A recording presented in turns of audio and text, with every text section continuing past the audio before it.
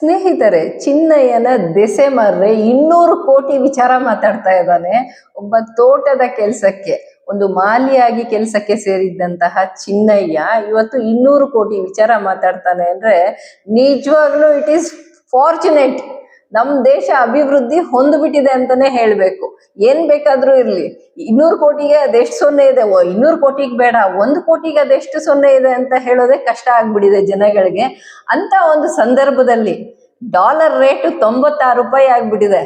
ಈ ಸಮಯದಲ್ಲಿ ಚಿನ್ನಯ್ಯ 200 ಕೋಟಿ ವಿಚಾರ ಮಾತಾಡ್ತಾ ಇದ್ದಾರೆ ಅಂತಂದ್ರೆ ಇಟ್ಸ್ ರಿಯಲಿ ಗ್ರೇಟ್ ಅನ್ಸತ್ ನನಗೆ. ಏನ್ ಮೇಡಮ್ ಹಿಂಗ್ ಹೇಳ್ತಾ ಇದ್ದೀರಾ ಅಂತ ಕೇಳ್ತೀರಾ? ಹೌದು ಕಣ್ರಿ. ನೋಡಿ, ಒಬ್ಬ ತೋಟದ ಕೆಲಸ ಮಾಡುವ ವ್ಯಕ್ತಿಯನ್ನ ಇಟ್ಕೊಂಡು ಮೊದಲನೇ ಬಾರಿ ಒಬ್ಬ ಏನು ಆ ವ್ಯಕ್ತಿಯನ್ನ ಕರ್ಕೊಂಡು ಬಂದ್ರು ಅಂತ ಯಾರು ಕರೀತಾರೆ, ಅವರು 200 ಕೋಟಿ ಖರ್ಚು ಮಾಡಿಬಿಟ್ಟು ಅಂದ್ರೆ 200 ಕೋಟಿ ಒಂದು ಡೀಲ್ ಅದು, ಅದರಲ್ಲಿ ನನ್ನ ಖರ್ಚು ಮಾಡಿ ಕರ್ಕೊಂಡು ಬಂದಿದ್ದಾರೆ. ನನಗೂ 50 ಲಕ್ಷ ಕೊಡ್ತೀನಿ ಅಂತ ಹೇಳಿದ್ರು. 15,000 10,000 ಎಲ್ಲ ಖರ್ಚಿಗೆ ದುಡ್ಡು ಕೊಟ್ಟಿದ್ದಾರೆ. ಈ ಆರೋಪಗಳನ್ನ ಮಾಡಿರುವಂತಹ ಚಿನ್ನಯ್ಯ ಹಾಗಾದ್ರೆ ಈಗ ಎಷ್ಟು ಕೊಟ್ಟಿರೋದಕ್ಕೆ ಈ ವಿಚಾರಗಳನ್ನ ಹೇಳ್ತಾ ಇದ್ದಾರೆ ಅನ್ನುವಂತಹ ಕ್ವೆಶನ್ ನನಗ್ ಬಂದಿದೆ. ಈಗ ನೆಕ್ಸ್ಟ್ ಯಾರಾದ್ರೂ ಇನ್ನೊಂದು ಗ್ಯಾಂಗ್ ಬಂದು ಇವ್ರಿಗೆ ಇನ್ನೆಷ್ಟು ಕೊಟ್ರೆ ಇವರು ಮತ್ತೆ ಮಾತಾಡ್ತಾರೆ? ಚಿನ್ನಯ್ಯ ಏನಾದ್ರೂ ಕಾಲ್ ಶೀಟ್ ಇಟ್ಕೊಂಡಿದಾರ? ಈ ಬರೋರಿಗೆಲ್ಲ ನಾನು ಆಕ್ಟಿಂಗ್ ಮಾಡ್ತೀನಿ ಅಂತ, ಈ ವಯಸ್ಸಲ್ಲಿ ಏನ್ ಈ ಟ್ಯಾಲೆಂಟು ಅಂತ. ಸರಿ ಅವ್ರೇನೋ ಆಟಾಡ್ತಾ ಇದ್ದಾರೆ, ನಾವ್ಯಾಕೆ ಅವ್ರು ಕುಣ್ದಂಗ್ ಕುಣಿತಾ ಇದ್ದೀವಿ? ಚಿನ್ನಯ್ಯ ಕುಣ್ದಂಗೆ ನಾವ್ಯಾಕೆ ಕುಣಿಬೇಕು? ಚಿನ್ನಯ್ಯ ಯಾರು? ಚಿನ್ನಯ್ಯ ಒಬ್ಬ ತೋಟದ ಕೆಲಸದವನು. ಆ ಕಾಲದಲ್ಲಿ, ಆ ಟೈಮಲ್ಲಿ ಏನೋ ಅನ್ಐಡೆಂಟಿಫೈಡ್ ಡೆತ್ಸ್ ಆದ್ರೆ ಅಥವಾ ಬಾಡಿಗಳು ಸಿಕ್ಕಿದ್ರೆ ಆ ಬಾಡಿಗಳನ್ನ ತಗೊಂಡೋಗಿ ಊತಾಕ್ತಾ ಇದ್ದ. ಆಮೇಲೆ ಅದ್ರ ಮೇಲೆ ಸಿಗೋ ಚಿನ್ನ ಏನಿದೆ, ಚಿನ್ನ ಆಭರಣ, ಆ ಬಾಡಿ ಮೇಲೆ ಸಿಗೋ ಅಂತದನ್ನ ಮಾರ್ಕೋತಾ ಇದ್ವಿ, ಒಡವೆಗಳನ್ನ ತಗೊಂಡೋಗಿ ನನಗೂ ಶೇರ್ ಕೊಡ್ತಾ ಇದ್ರು ಅಂತ ಹೇಳಿದ ಚಿನ್ನಯ್ಯ ಇವತ್ತು ಬೇರೆನೆ ಕತೆ. ವರ್ಷನೇ ಬೇರೆ 200 ಕೋಟಿ ಅಂತೆ. ಇದನ್ನ ಮಾಧ್ಯಮಗಳು ಅವತ್ತು ಚಿನ್ನಯ್ಯ ಕೊಟ್ಟ ಸ್ಟೇಟ್ಮೆಂಟ್ಸ್ ಅನ್ನ ಇಷ್ಟಪಡ್ಲಿಲ್ಲ, ವಿರುದ್ಧವಾಗಿ ಮಾತಾಡ್ತಾರೆ. ಇವತ್ತು ಚಿನ್ನಯ್ಯ ಕೊಟ್ಟಿರೋ ಸ್ಟೇಟ್ಮೆಂಟ್ ಅನ್ನ ಹೌದು, ಸತ್ಯ ಇದು, ನಿಜ ಇದು ಅನ್ನುವ ರೀತಿಯಲ್ಲಿ ಮಾತಾಡ್ತಾ ಇದ್ದಾರೆ. ಈಗ ಮಾಧ್ಯಮಗಳನ್ನ ಒಂದು ಕಡೆ ಇಡೋಣ, ಯಾಕಂದ್ರೆ ಸುಪ್ರೀಂ ಕೋರ್ಟ್ ಅಲ್ಲಿ ಸೌಜನ್ಯ ಕೇಸು ರಿಓಪನ್ ಆಯ್ತು ಅಂದ್ರೆ ಒಂದು ಮಾಧ್ಯಮದಲ್ಲಿ ಒಂದು ಲೈನ್ ಕೂಡ ಬರ್ಲಿಲ್ಲ. ಚಿನ್ನಯ್ಯನ ವಿಷಯ ತುಂಬಾ ಮುಖ್ಯ ಆಗತ್ತೆ. ಒಬ್ಬ ಹೆಣ್ಮಗಳನ್ನ ಅತ್ಯಾಚಾರ ಮಾಡಿ ಕೊಂದು ಹಾಕಿದ್ದಾರೆ. ಆ ಕೇಸ್ ಇವತ್ತು 14 ವರ್ಷ ಆದ್ರೂ ನ್ಯಾಯ ಸಿಗ್ಲಿಲ್ಲ. ಅದು ಸುಪ್ರೀಂ ಕೋರ್ಟ್ಗೆ ಹೋಗಿದೆ, ಅಲ್ಲಿ ರಿಓಪನ್ ಆಗಿದೆ ಅಂದ್ರೆ ಅದು ದೊಡ್ಡ ವಿಚಾರ ಅಲ್ವೇ ಅಲ್ಲ. ಒಬ್ಬ ತೋಟದ ಕೆಲಸ ಮಾಡೋನು ಮೊದ್ಲೊಂದು ಬುರುಡೆ ಇಟ್ಕೊಂಡ್ಬಂದ, ಅವ್ನು ಕೊಟ್ಟ ಸ್ಟೇಟ್ಮೆಂಟ್ ಅಲ್ಲಿ ಒಂದು SITನೇ ರಚನೆ ಆಗ್ಬಿಡತ್ತೆ. ಆ SIT ರಚನೆ ಆಗಿ ಏನ್ ಸುಮ್ನೆ ಆಯ್ತಾ? ಒಂದು ಗುಡ್ಡೆನೇ JCB ಇಟ್ಕೊಂಡು ಅಗ್ದು ಇರೋ ಬರೋ ಗುಡ್ಡೆನೆಲ್ಲ ತೆಗ್ದು, ಗುಡ್ಡೆ ಒಳಗಡೆ ಏನೋ ಇನ್ನು ಸಿಕ್ತೋ ಇಲ್ವೋ ನಮಗ್ ಗೊತ್ತಿಲ್ಲ, ಅಸ್ಥಿ ಪಂಜರಗಳು ಮಾಧ್ಯಮಗಳಲ್ಲಿ 1 2 3 4 ಆಮೇಲೆ ಸಿಗ್ಲೇ ಇಲ್ಲ. ಈ ರೀತಿಯಾದ ಎಲ್ಲಾ ವರದಿಗಳನ್ನ ನಾವು ನೋಡ್ಕೊಂತ ಬಂದಿದೀವಿ. ಈಗ Chinnaiah all of A sudden ಬಂದ್ಬಿಟ್ಟು ಅವತ್ತು ನನಗೆ ದುಡ್ಡು ಕೊಟ್ರು, ಅದಕ್ಕೆ ನಾನು ಅದನ್ನೆಲ್ಲ ಸುಳ್ಳಾಗಿ ಹೇಳಿದ್ದೆ, ಇವತ್ತು ನಾನು ನಿಜ ಹೇಳ್ತಾ ಇದ್ದೀನಿ. ಅವತ್ತು ಸುಳ್ಳು ಹೇಳಿದ್ರು ಅನ್ನೋದನ್ನ ನಾವು ಆ ಕೇಸಲ್ಲೇ ಪ್ರೂವ್ ಮಾಡಬೇಕು. ಆ ಕೇಸ್ ಇನ್ನು ಮುಗಿಲಿಲ್ಲ ಅಂತ. ಚಿನ್ನಯ್ಯನ ಸಂಪೂರ್ಣ ತನಿಖೆ ಆಗಿ ಮೊದಲು ಕೊಟ್ಟ ಸ್ಟೇಟ್ಮೆಂಟ್ಸು ನಿಜ ಅಥವಾ ಸುಳ್ಳು ಏನೋ ಒಂದು ಆಗ್ಬೇಕಲ್ವಾ? ಒಂದು ಕನ್ವಿಕ್ಷನ್ ಆಗ್ಬೇಕು ಚಿನ್ನಯ್ಯನಿಗೆ ಸುಳ್ಳು ಹೇಳಿದಕ್ಕೆ, ಇಲ್ಲಾಂದ್ರೆ ಅಕ್ವಿಟಲ್ ಆಗ್ಬೇಕು. ಆತ ಕೊಟ್ಟಿರುವಂತಹ ಏನು ದೊಡ್ಡ ಗುರುತರ ಆರೋಪಗಳಿದೆ, ಆ ಆರೋಪಗಳ ಆಧಾರದಲ್ಲಿ ಇನ್ಯಾರನ್ನೋ ತನಿಖೆ ಮಾಡ್ಬೇಕು. ಈ ಎಲ್ಲಾ ವಿಚಾರಗಳು ಪೆಂಡಿಂಗ್ ಇರುವಾಗ್ಲೇನೆ ಈಗ ಬೇರೆ ವಕೀಲರ ಮುಖಾಂತರ, ಒಬ್ರು ರೆಪ್ಯೂಟೆಡ್ ವಕೀಲರ ಮುಖಾಂತರ, ಅದರಲ್ಲೂ ಸುಬ್ಬಾರೆಡ್ಡಿ ಅವರು ಬೆಂಗಳೂರು ಬಾರ್ ಕೌನ್ಸಿಲಿನ ಅಧ್ಯಕ್ಷರಾಗಿರುವಂತವ್ರು, ಅವರ ಮುಖಾಂತರ ಅಪ್ಲಿಕೇಶನ್ ಹಾಕ್ತಾರೆ ಚಿನ್ನಯ್ಯ. ಅಂದ್ರೆ such a rich person man. Chinnaiah ಇವತ್ತು ರಿಚ್ ಪರ್ಸನ್. ಶ್ರೀಮಂತರ ವಕೀಲರನ್ನ ಇವತ್ತು ಹೈಯರ್ ಮಾಡ್ಕೊಂಡು ಹೈಕೋರ್ಟ್ ಬಾಗ್ಲನ್ನ ತಟ್ಟಿದ್ದಾರೆ. ಯಾಕಂದ್ರೆ ನಾನು ಯಾಕೆ ಈ ಸ್ಟೇಟ್ಮೆಂಟ್ ಮಾಡ್ತಾ ಇದ್ದೀನಿ ಅಂದ್ರೆ, ಅವತ್ತು ಚಿನ್ನಯ್ಯ ಸುಪ್ರೀಂ ಕೋರ್ಟ್ಗೆ ಹೋಗಿದ್ರು, ಮತ್ತೆ ವಕೀಲರ ದಂಡು ಬರ್ತಾ ಇದೆ ಅವ್ರ ಹಿಂದೆ ಅಂದಾಗ ಇದಕ್ಕೆ ಫಂಡ್ ಆಗಿದೆ, ಇಲ್ಲಿ ಯಾರೋ ಹಣ ಖರ್ಚು ಮಾಡ್ತಾ ಇದ್ದಾರೆ ಅಂತ ಹೇಳಿ ಇದೇ ಮಾಧ್ಯಮಗಳು ಪ್ರಸಾರ ಮಾಡಿದ್ರು. ಇವಾಗ ಇಷ್ಟು ದೊಡ್ಡ ವಕೀಲರನ್ನ ಹೈಯರ್ ಮಾಡ್ಕೊಳ್ಳಿಕ್ಕೆ ಯಾರು ಫಂಡ್ ಮಾಡಿದ್ದಾರೆ ಚಿನ್ನಯ್ಯನಿಗೆ ಅಂತ ಯಾಕೆ ಕೇಳ್ತಾ ಇಲ್ಲ?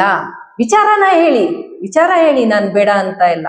ವಿಚಾರ ಹೌದು, ಇವತ್ತು ಚಿನ್ನಯ್ಯ ಹೇಳಿದ್ದೇ ನಿಜ ಇರ್ಬೋದು, ಅವತ್ತು ಚಿನ್ನಯ್ಯ ಬುರುಡೆ ಹಿಡ್ಕೊಂಡು ಬಂದಿದ್ದು ಸುಳ್ಳಿರ್ಬೋದು. ಬಂಗ್ಲೆ ಗುಡ್ಡೆಯನ್ನ ಇಷ್ಟು ಸಾವಿರಾರು ಕೋಟಿ ಖರ್ಚು ಮಾಡ್ಕೊಂಡು ಅದನ್ನ ಅಗಿಯುವಂತ ಕೆಲಸ ಮಾಡಿದ್ದು ಕೂಡ ತಪ್ಪು ಕೆಲಸ ಆಗಿರ್ಬೋದು. ಅಂದ್ರೆ ಏನು, ಚಿನ್ನಯ್ಯ ತಪ್ಪು ದಾರಿಯನ್ನ ಇಡಿಸಿರ್ಬೋದು, ಸರ್ಕಾರದ ತಪ್ಪು ದಾರಿಯನ್ನ ಇಡಿಸಿರ್ಬೋದು. ಆದ್ರೆ ಈಗ ಹೇಳ್ತಾ ಇರೋದು ಸತ್ಯ ಅಂತ ಮಾಧ್ಯಮದವರಿಗೆ ಯಾಕೆ ಅನ್ನಿಸ್ತಾ ಇದೆ? ಯಾಕಂದ್ರೆ ಆ ತನಿಖೆ ಇನ್ನೂ ಮುಗ್ದಿಲ್ಲ. SIT ವರದಿ ಬಂದು ಅದರ ಮೇಲೆ FIR ಆಗ್ಬೇಕಾ ಬೇಡವಾ, ಅದು ಕೋರ್ಟ್ಗೆ ಹೋಗ್ಬೇಕಾ ಬೇಡವಾ, ಏನು ಆಗ್ಲಿಲ್ಲ ಇನ್ನು. ಈವೆನ್ ಬಿಫೋರ್ ದಟ್ ಯಾಕೆ ಈ ಡ್ರಾಮಾ? ಚಿನ್ನಯ್ಯ ಏನಾದ್ರು ಆ ಅಪ್ಪನ್ಗೇನೋ ಒಂದು 55 ವಯಸ್ಸು ಇರ್ಬೋದ, 55-60 ವಯಸ್ಸು. ಈ ವಯಸ್ಸಲ್ಲಿ ನ್ಯಾಚುರಲ್ ಆಕ್ಟಿಂಗ್ ಮಾಡೋದಕ್ಕೆ ಅವಕಾಶಗಳು ಸಿಕ್ಬಿಟ್ಟಿದ್ಯಾ? ಅದಕ್ಕೆ ಜನ ಖರ್ಚು ಮಾಡಿ ಆತನನ್ನ ಕೋರ್ಟ್ಗೆ ಬೇರೆ ಬೇರೆ ರೀತಿಯಾದ ಒಂದು ಸ್ಟೇಟ್ಮೆಂಟ್ಸ್ ಅನ್ನ ಆತನ ಮುಖಾಂತರ ಕೊಡಿಸ್ತಾ ಇದ್ದಾರ? ಏನಿದು ಬೆಂಕಿ ಮುಚ್ಚಿರೋ ಒಂದು ಬೂದಿ ಮುಚ್ಚಿರೋ ಒಂದು ಕೆಂಡ, ಬೆಂಕಿ ಮುಚ್ಚಿರೋ ಕೆಂಡ ಅಂತ ಇದೀನಿ. ಎಲ್ಲ ಇಂಥ ತಲೆ ಬಿಸಿ ಒಂಥರ ಏನ್ ಹೇಳ್ತಾರೆ, ತಲೆ ಕೆಡಿಸೋ ಕೇಸ್ಗಳು ಬಂದ್ರೆ ನಾವು ಗಾದೆಗಳನ್ನು ಕೂಡ ಉಲ್ಟಾ ಹೇಳ್ಬಿಡ್ತೀವಿ. ಸರಿ, ಅದೇನೇ ಇರ್ಲಿ. ಈ ವಿಚಾರಕ್ಕೆ ಬರೋಣ. ಈಗ ಚಿನ್ನಯ್ಯನನ್ನ ಒಂದ್ ಕೆಲಸ ಮಾಡಿ, ಸುಮ್ನೆ ಎಲ್ಲಾರು ಒಂದ್ ತೋಟದ ಕೆಲ್ಸಕ್ಕೆ ಕಳಿಸ್ಬಿಡಿ. ಮೊದ್ಲೇ ನಮ್ಮ ಜಿಲ್ಲೆಯಲ್ಲಿ, ದಕ್ಷಿಣ ಕನ್ನಡ ಜಿಲ್ಲೆಯಲ್ಲಿ, ಚಿಕ್ಕಮಂಗ್ಳೂರು ಎಲ್ಲ ಕಡೆನೂ ತೋಟದ ಕೆಲ್ಸಕ್ಕೆ ಜನರ ಕೊರತೆ ಇದೆ. ನೀವು ಸುಮ್ಮನೆ ಲಕ್ಷಾಂತರ ರೂಪಾಯಿಗಳನ್ನ ಖರ್ಚು ಮಾಡಿಕೊಂಡು ನಿಮ್ಮದು ಯಾವುದೋ ಸ್ಕ್ಯಾಮ್ಗಳನ್ನೋ ಇನ್ಯಾವುದೋ ಅಪರಾಧಗಳನ್ನ ಮುಚ್ಚಿಡಕ್ಕೋ ಅಥವಾ ಇನ್ಯಾರನೋ ಎಕ್ಸ್ಪೋಸ್ ಮಾಡೋದಕ್ಕೋ ಒಬ್ಬ ಚಿನ್ನಯ್ಯನನ್ನ, ತೋಟದ ಕೆಲಸದವನನ್ನ ಬಳಸ್ಕೋಬಾರ್ದು. ನಿಜವಾಗ್ಲೂ ಆತ ಸಾಕ್ಷಿಯಾಗಿದ್ರೆ ಮೊದಲು ಏನ್ ಸ್ಟೇಟ್ಮೆಂಟ್ ಕೊಟ್ಟಿದ್ದಾನೆ, ಆ ಸ್ಟೇಟ್ಮೆಂಟ್ನ ಆಧಾರದಲ್ಲಿ ಏನ್ ತನಿಖೆ ಮಾಡಿದಿರಿ, SIT ರಚನೆ ಆಗಿ ಅದರ ವರದಿಯನ್ನ ಸರ್ಕಾರಕ್ಕೆ ಸಲ್ಲಿಸಿ, ಆ ನಂತರ ಆ ವರದಿಯ ಆಧಾರದಲ್ಲಿ FIRಗಳು ಆಗಬೇಕಾ ಬೇಡವಾ, ತನಿಖೆ ಮುಂದುವರಿಬೇಕಾ ಬೇಡವಾ, ಆ ನಿರ್ಧಾರ ಆಗ್ಲಿ ಮೊದಲಿಗೆ. ಅದು ಬಿಟ್ಟು ಈಗ ಹೊಸ್ತಾಗಿ ಚಿನ್ನಯ್ಯ ಇನ್ನೊಂದು ಸ್ಟೇಟ್ಮೆಂಟ್ ಕೊಟ್ಟ, ನಾಳೆ ನಾನು ಕರ್ಕೊಂಡು ಬಂದು ಏನೋ ಒಂದು ಹೊಸ ಸ್ಟೇಟ್ಮೆಂಟ್ ಕೊಡ್ಸಿದ್ನಪ್ಪ. ಚಿನ್ನಯ್ಯ ಬೇರೆ ಹೇಳ್ಬಿಟ್ಟಿದ್ದಾನೆ, ನಂಗೆ 15,000 20,000 ಕೊಟ್ಟಿದ್ದಕ್ಕೆ ನಾನು ಮೊದಲನೇ ಸ್ಟೇಟ್ಮೆಂಟ್ಗಳನ್ನ ಕೊಟ್ಟಿದ್ದೀನಿ, ಆಮೇಲೆ ಎಲ್ಲ ಆದ್ಮೇಲೆ 50 ಲಕ್ಷ ಕೊಡ್ತೀವಿ ಅಂತ ಹೇಳಿದ್ರು ಅಂತ. ಇವಾಗ ಇವ್ರೆಷ್ಟು ಆಮಿಷ ಕೊಟ್ಟು ಕರ್ಕೊಂಡು ಬಂದಿದಾರೋ ಗೊತ್ತಿಲ್ಲ. ನಾನು ಆಮೇಲೆ ಹೋಗ್ಬಿಟ್ಟು ನನಗ್ ಬೇರೆ ಮೊದಲೇ 200 ಕೋಟಿ ಎಲ್ಲ ಅಂದ್ರೆ ಗಾಬರಿ ಆಗ್ಬಿಡ್ತೀವಿ, ನಾವೆಲ್ಲ 200 ಕೋಟಿ ನೋಡಿಲ್ಲ. ನಾನ್ ಬೇರೆ ಆಮೇಲೆ ಹೋಗ್ಬಿಟ್ಟು ಏನೋ ಒಂದು 25 ಲಕ್ಷನೋ ಇನ್ನೊಂದಷ್ಟು ಕೊಡ್ತೀನಿ ಬಾರಪ್ಪ, ಅವರೆಲ್ಲ ಕೊಟ್ಟಿಲ್ಲ, ನಾನು ಸ್ವಲ್ಪ ಜಾಸ್ತಿ ಕೊಟ್ಬಿಡ್ತೀನಿ ಅಂತ ಕರ್ಕೊಂಡ್ಬಂದು ನಾನು ಒಂದ್ ಸ್ಟೇಟ್ಮೆಂಟ್ ಕೊಡ್ಸಿದ್ರೆ, ಇದೆಲ್ಲ ಒಂದು ಬ್ಲ್ಯಾಕ್ ಮೇಲಿಂಗ್ ದಂಧೆ ತರ ನಡೀತಾ ಇದೆಯೇನೋ ಅಂತ ನನಗೊಂದು ಅನುಮಾನ ಅಷ್ಟೇ. ಚಿನ್ನಯ್ಯನನ್ನ ಇಟ್ಕೊಂಡು ಯಾರ್ಯಾರು ಆಟ ಆಡ್ತಾ ಇದ್ದಾರೆ, ಆದ್ರೆ ಮಾಧ್ಯಮಗಳಿಗೆ ಒಂದು ಒಳ್ಳೆ ಫಂಡ್ ಸಿಗ್ತಾ ಇರ್ಬೋದಾ? TRP ಜೊತೆಗೆ ಫಂಡ್ ಕೂಡ ಸಿಗ್ತಾ ಇರ್ಬೋದಾ? ಯಾಕಂದ್ರೆ ಸೌಜನ್ಯ ಕೇಸು ರಿಓಪನ್ ಆಯ್ತು ಅಂದಾಗ ಇಲ್ದೇ ಇರೋ ಕನ್ಸರ್ನು ಚಿನ್ನಯ್ಯನ ಒಂದು ಸೆಕೆಂಡ್ ಸ್ಟೇಟ್ಮೆಂಟು, ಹುಚ್ಚುಚ್ಚಾಗಿ ಕೊಡುವಂತ ಸ್ಟೇಟ್ಮೆಂಟ್ಸ್ ಮೇಲೆ ನಿಮ್ಗೆ ಅಷ್ಟೊಂದು ಆಸಕ್ತಿ ಬಂದಿದೆ ಅಂತಂದ್ರೆ ಸಮಥಿಂಗ್ ಈಸ್ ರಾಂಗ್. ಜನ ನೋಡ್ತಾ ಇದ್ದಾರೆ, ಗಮನಿಸ್ತಾ ಇದ್ದಾರೆ. ಸರ್ಕಾರ ಜೊತೆಗೆ ಏನು ಸಿಸ್ಟಮ್ ಇದೆ, ಮಾಧ್ಯಮ ಇದೆ, ನೀವೆಲ್ಲರೂ ಜವಾಬ್ದಾರಿಯುತವಾಗಿ ನಡ್ಕೊಳ್ಬೇಕು ಅಂತ ಹೇಳಿ ಈ ಮುಖಾಂತರ ನಾನು ಎಚ್ಚರಿಸ್ತಾ ಇದ್ದೇನೆ. ಚಿನ್ನಯ್ಯನನ್ನ ತೋಟದ ಕೆಲಸಕ್ಕೆ ಕಳಿಸಿ ಮೊದಲು ಕೊಟ್ಟಿರೋ ಸ್ಟೇಟ್ಮೆಂಟ್ ಜೆನ್ಯೂನ್ ಆಗಿದೆ ಅಂತ ಅನಿಸಿಯೇ SIT ರಚನೆ ಆಗಿರೋದು. ಅದನ್ನ ಫಸ್ಟ್ ಮುಗಿಸಿ ಅಂತ ಈ ಮುಖಾಂತರ ಹೇಳ್ತೀನಿ. ಎನಿವೇಸ್ ಫ್ರೆಂಡ್ಸ್, 200 ಕೋಟಿಗೆ ಎಷ್ಟು ಸೊನ್ನೆ ಅಂತ ಹೇಳ್ಬಿಟ್ಟು ಕಮೆಂಟ್ ಮಾಡ್ಬಿಟ್ಟು ತಿಳಿಸಿ, ನನಗೂ ತಿಳ್ಕೊಳ್ಬೇಕು ಅಂತ ಅನಿಸ್ತಾ ಇದೆ. ಸ್ವಲ್ಪ ಕನ್ಫ್ಯೂಷನ್. ನಾನು ಅನ್ಕೊಂತೀನಿ 200 ಬರೆದ್ಬಿಟ್ಟು ಆಮೇಲೆ 7 ಸೊನ್ನೆ ಹಾಕ್ಬೇಕು ಅಂತ. ನಿಮ್ ಪ್ರಕಾರ 7 ಅಂದ್ರೆ 9 ಸೊನ್ನೆ ಒಟ್ಟಿಗೆ. ನಿಮ್ ಪ್ರಕಾರ 200 ಕೋಟಿಗೆ ಎಷ್ಟು ಸೊನ್ನೆ ಅನ್ನೋದನ್ನ ಬರೆದ್ಬಿಟ್ಟು ತಿಳಿಸಿ ಅಂತ ಹೇಳ್ತಾ, thank you for watching this video. ಮುಂದಿನ ವಿಡಿಯೋದಲ್ಲಿ ಸಿಗೋಣ ಅಂತ ಹೇಳ್ತಾ ಟಾಟಾ, ಬೈ ಬೈ.